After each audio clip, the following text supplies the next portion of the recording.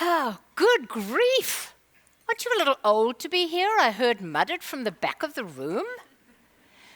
I'd been standing in the interview line for over 7 hours waiting for my turn to interview with 800 other people. And it wasn't my first, nor was it my second interview. It was actually my 20th application over 8 years to get on the TV show Survivor. So, in case you don't know what Survivor is, it's that reality TV show where they take 18 strangers who don't know each other and they put them in a remote location without supplies to survive the elements, the challenges, and each other, and only one will survive. So isn't that so absurd that I would keep trying to do that for 8 years? Well, I couldn't even explain it to myself. But what I did know was I wanted to prove that at 61, I could. So others might have left the room after a rude comment like that, but I didn't. I stood my ground, and I looked at him in the face, and I said, I will age, but I will never be old.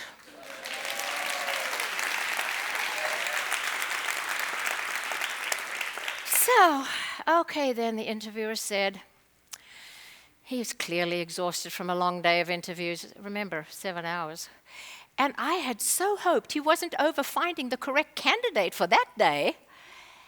He said, tell me why you think you'll never be old, and you've got 1 minute to convince me. Challenge on. And I looked him in the face again, and I started my story.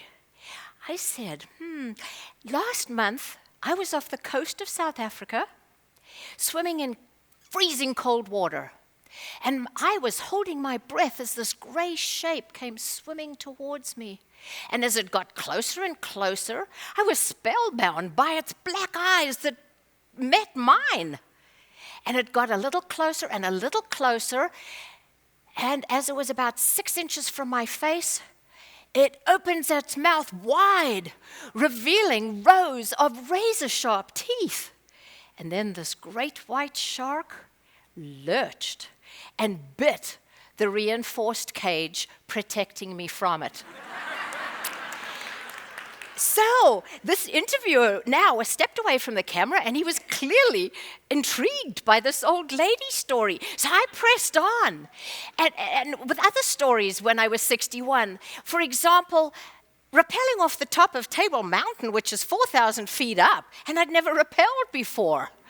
So I sure hoped that these stories would be enough to land me on the next season and change my life as I knew it.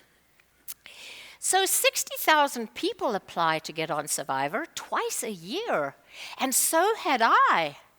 And only one woman over 60 had ever been selected.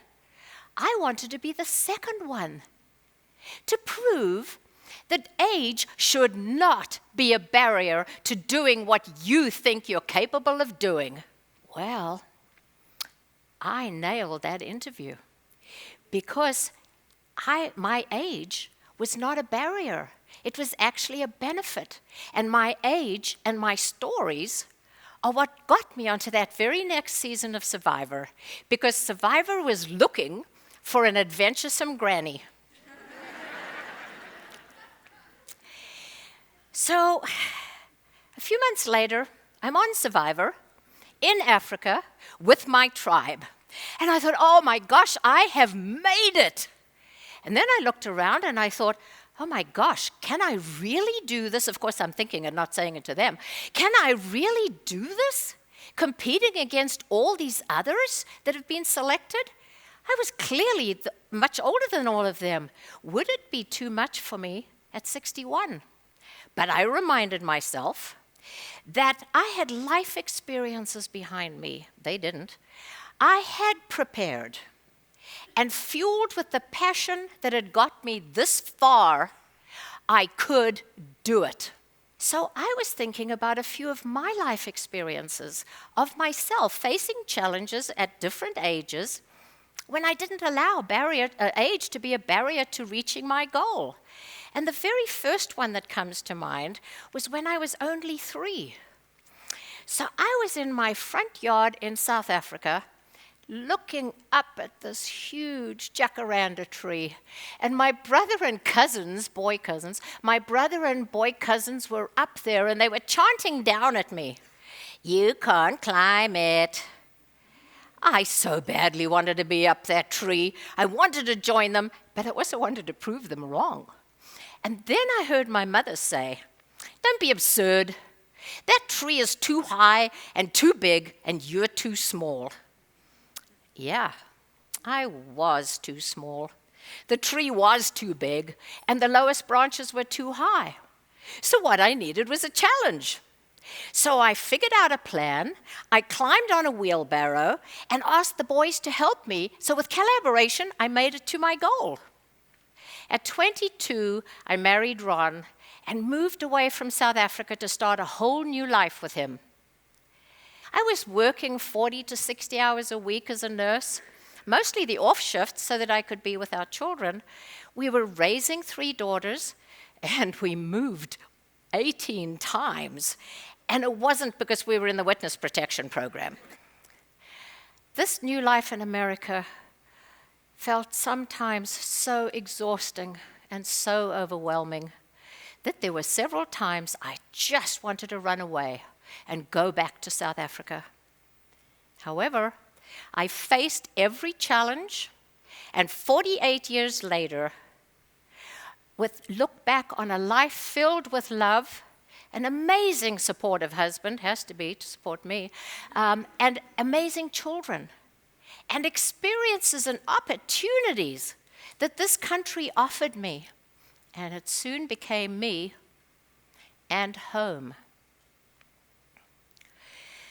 So I knew that I had prepared for Survivor, and I looked back on all these challenges I'd faced, and I thought to myself, this challenges of Survivor should be nothing for me to handle. I mean, look what I've already done. So I had prepared by reading 65 books on survival. Remember, I had 8 years to do this. I had read 65 books on survival. I had learned how to fish with my pants. I had learned how to make shelter in a whole lot of ways. I learned how to make fire, and successfully, I might add, 5 different ways. I learned that you can eat worms, and they're actually very good protein, so I knew how to do that. And then I also knew how to cook a rat, in case that was all we could find. So the Survivor challenges, I thought, would be nothing.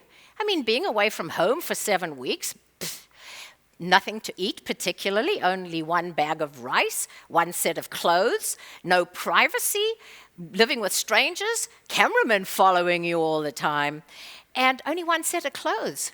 No bedding, no beds, no shelter, no toiletries, no toilet paper, no toilet. So I felt I was so prepared, and I could not fail. What I hadn't prepared for was day 6. On day 6, I was eliminated. I was sent out of the game. I was booted. I was devastated. I wondered how on earth this had happened. I did not think I could fail. Was it my age, or was it because I was so prepared that I was a threat? But whatever it was, I felt that I had failed, and how would I cope? My Survivor experience was not supposed to go this way. Being eliminated second off Survivor? How would I manage that? What was I thinking? What had all those 8 years been of preparing and dreaming and auditioning? What had it all been about? What was I thinking? How could I cope, and how could I face my family and friends when I got home? So this was probably the end of the story. But it wasn't. I found that I had a whole new story to write, and being 61 would not prevent me from writing it. And this story all started with a book. I had a book with me from home, so I took out the book, and I started reading it, and I noticed there were little yellow highlighted dots on different pages, and it started to look sort of like messages, and all of a sudden it struck me. This was a secret letter from home, from my family. It had to be a secret because we weren't allowed to take anything into Survivor of a personal nature, like photos or letters or anything. But Survivor had okayed that for me as my luxury item, which is one of the additional things you're given to take in. So I started reading all these messages, and it took me quite a while to do that. And they were all intended to encourage me while I was on Survivor. And it made me even sadder. But then it struck me that inspiration can come out of the blue if it's intended for you. And this was intended for me out of a book in this case. So I eagerly read on, because now I had a whole different focus. I eagerly read on and came across one message that said, this is a very creative time for you. So it is important to take advantage of any opportunity that comes your way unexpectedly. Boy, I wanted to know more. And I read on further, and it said, you're proud of your accomplishments, but rather than resting on your laurels, you will aspire to more goals. How did my family know that? So, the messages jumped out of the pages and reminded me that even at my age, I had so much more to give, and I could write a new story. So they all turned my feeling of failure into excitement when I realized that my experience on Survivor had absolutely nothing to do with me being on Survivor. It was for me to be able to use it for something so much bigger. So I thought to myself, so what could the new goal be? And I spent the next 5 weeks sequestered in the jungle of Africa, because waiting to go home, thinking and planning and wondering and walking. What could I do with this unexpected gift? The gift of being a celebrity on the reality TV world. So I returned from the jungle, I was still 61. However, I was a completely re-engineered self with a new purpose, a new goal, and a new view of what Survivor had been all about. And what I could do was use it as a springboard for doing good.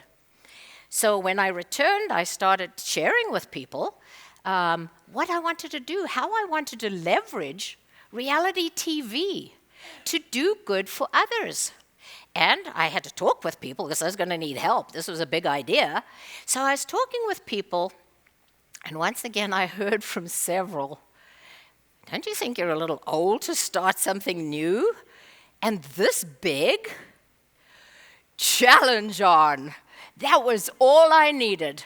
I had a plan, and now I just needed collaboration with others. So together, with over 100 people or more, we created a huge fundraising event that we would run in our town to raise money, encourage people to come and help us by having fun at unique events throughout the 3 days. And we'd bring reality stars, because now I was one of them. We would bring reality stars for the public to meet, and we would raise funds for a good cause. So over the past 8 years, this big idea has had a significant impact. And together, we have raised over $500,000 for a cancer support system, and we're not stopping there.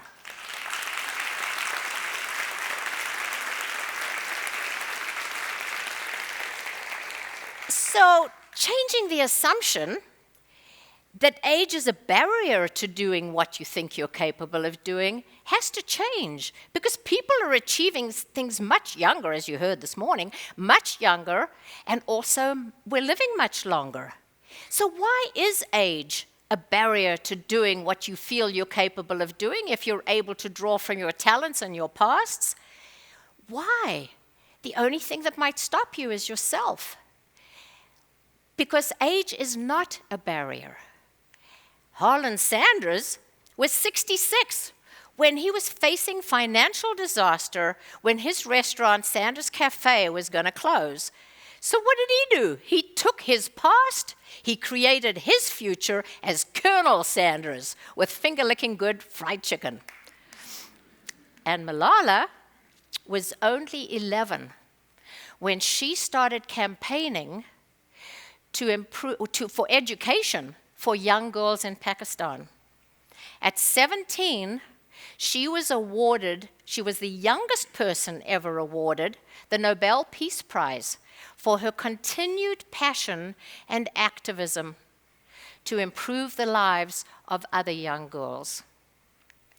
So are we really too young or too old to try something new, to find a new skill, to start a new career, to love or to love again, go on vacation, have travels, or get on a reality TV show?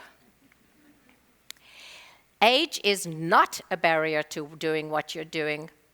There is no reason why you cannot draw from your past to create your future, no matter what that past is.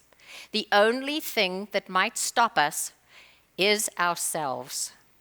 So what I suggest is look at obstacles as challenges. Look at discouragement as fuel. And use self-talk as your positive motivation. What if we stop thinking that age is a barrier to doing what we know we're capable of doing with what we have inside us?